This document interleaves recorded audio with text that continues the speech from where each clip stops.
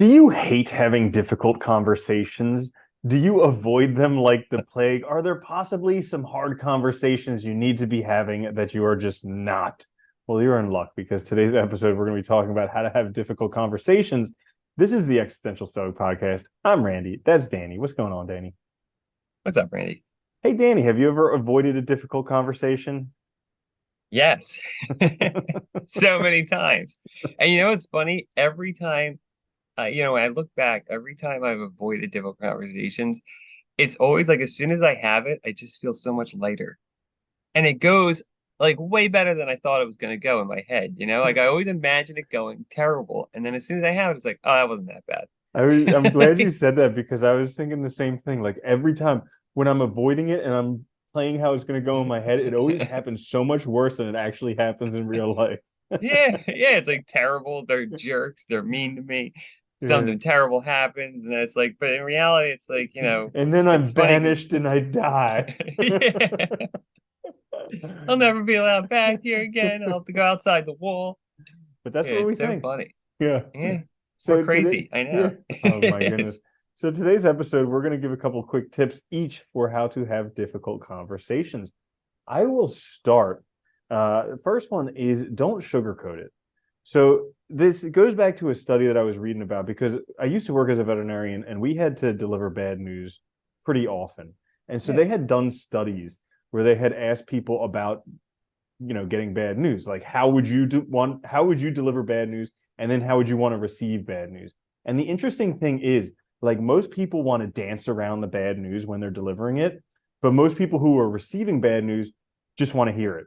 So it's counterintuitive. It's counter to what naturally you want to do. But if you don't sugarcoat it and if you just approach the difficult stuff immediately instead of dancing around it, the person receiving it oftentimes will feel better about it. you know what? That's a really good one though, because I think most of us feel that way, right? We know the bad news is coming most of the time.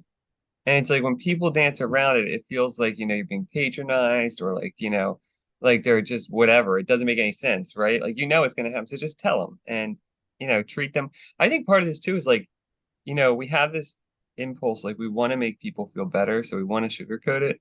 But the reality is like when you do that, you're not treating them like a person either, though. You're not treating them like a person who can make their own decisions and stuff. Like they need your help. And instead, just let them know. Yeah, that's a good one.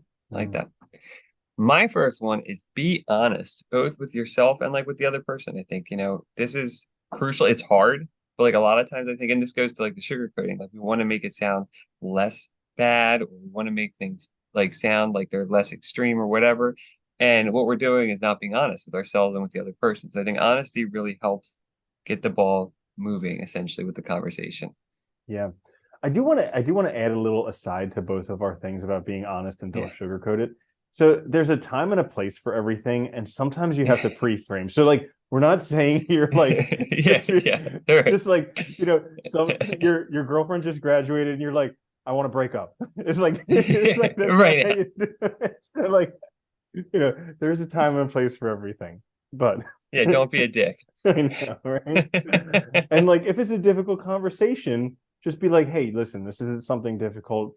Oh, Can we sit down? Something like that. that's a good point too, because like sometimes, yeah, you also want to like maybe schedule a conversation too. Like if it is difficult, like, you don't want to just go up to your boss and be like, "This is how," like maybe we need Mm-hmm. to go into a side room and talk or something. Bingo. Like, I know, yeah, right? I wanted to do that before we get through this thing, and somebody will just finish watching after the first tip, and they'll be like, "And I'm breaking up." Yeah, and we're done. yeah, and I quit. All right. Well, anyways, on to my second one.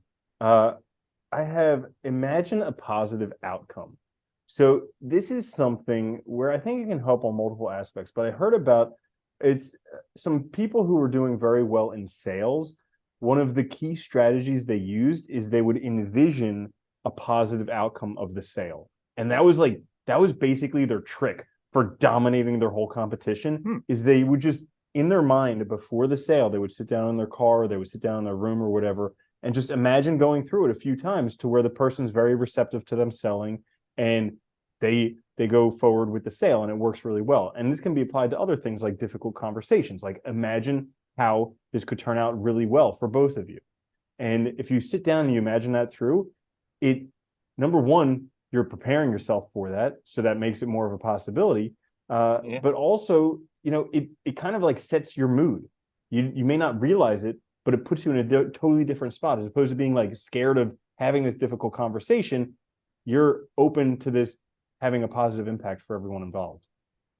Yeah, that's good. It's funny because like we said at the beginning, right? Like it's our imagination. We get scared. We think it's going to be terrible. So if you can really envision that positive outcome, you also kind of get rid of that fear. Mhm. Because even when you think you have it, what you imagine is going to happen also does impact how you present the information and how you handle the situation. Like it really does. It's funny. I've had so many situations where like I really am scared of the outcome, but I just go for it. Like I think I'm okay.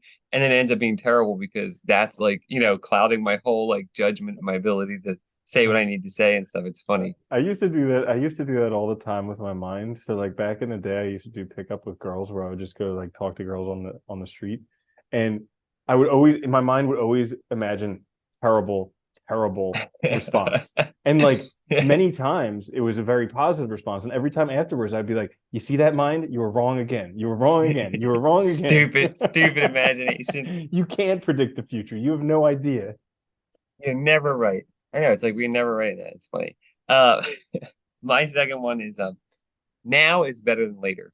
And this is something I struggle with all the time, which is like, I have a difficult conversation I need to have and I want to just put it off because you don't want to deal with it. And like, I imagine the response is going to be bad or whatever. And so I just wait and wait and wait. And then that stress just weighs on me and it affects the rest of my day. It affects my mood. It affects my interactions with people. And it just makes things worse. And like, if you just get it out of the way, it makes things so much better. Like, so just, as soon as you realize you need to have that difficult conversation, have it as soon as you are able to in the right, obviously the right time frame and context and stuff. But like, yeah, just get it out of the way. You'll feel better. Yeah, because otherwise you're carrying around a burden. Like Yeah. people think there's some separation between our emotional state and our body, but like you're literally Exactly. carrying around an emotional burden, which is just as bad as carrying around a physical burden. It literally feels like weight too. It's insane how like, that saying is really like the weight it's like lifted off your shoulders. It really does sometimes. We feel like lighter. It's crazy. Mm-hmm. Absolutely. That's a great one.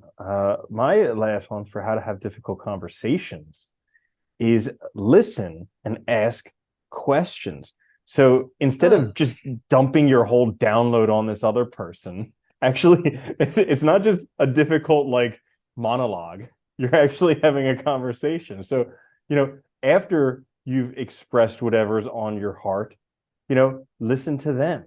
Ask them if they understand what you've said. Like, what are their thoughts on this? What are their feelings on this? Because if you just dump your whole thing on them, that's only half a conversation. Yeah. I'm glad you mentioned that because we haven't yet. Yeah, it has to be a full conversation and an honest conversation, right? Where both sides have a chance to say what they need to say. And I think that's the other thing that keeps us from doing is we don't want to hear what the other person has to say. Like we know we have to have the conversation, we want the response. And it's like, well, you got to do it because the whole part of it is it's reciprocal and mutual, right? That's Mhm. a good one. I think that's very important. My last one is have it with the right person. I know this sounds like stupid, but This I one's think it's actually important because not like stupid at all. yeah, Hilarious. Because how often do people have difficult conversations with the absolute wrong person? yeah, right. Like, you need to talk to like I don't know, like your spouse or your family member about something, but instead you talk to your friend. And it's like, Yeah. like that can be helpful to like prep for it, but you ultimately need to have that conversation with the actual person that is or they're important and or they're relevant. pissed with a coworker and they talk with everyone else at the office except for the coworker or their boss. Like the two people who can Yeah. actually handle it, they don't talk with them. Everybody else they talk with about Feels it. about it. Yeah, all the time. Yeah, that one's a great one. Uh, When you said that, I was just dying laughing because it's like it's, it, it it it happens so much though. it would seem that you shouldn't have to mention that, but like Yeah. totally need to say have it with the correct person. Well, it's Yeah. funny. Like, we're really, I think, like, you know, for as much as communication is important in our lives, we're really not that good at it, and we don't practice it very much.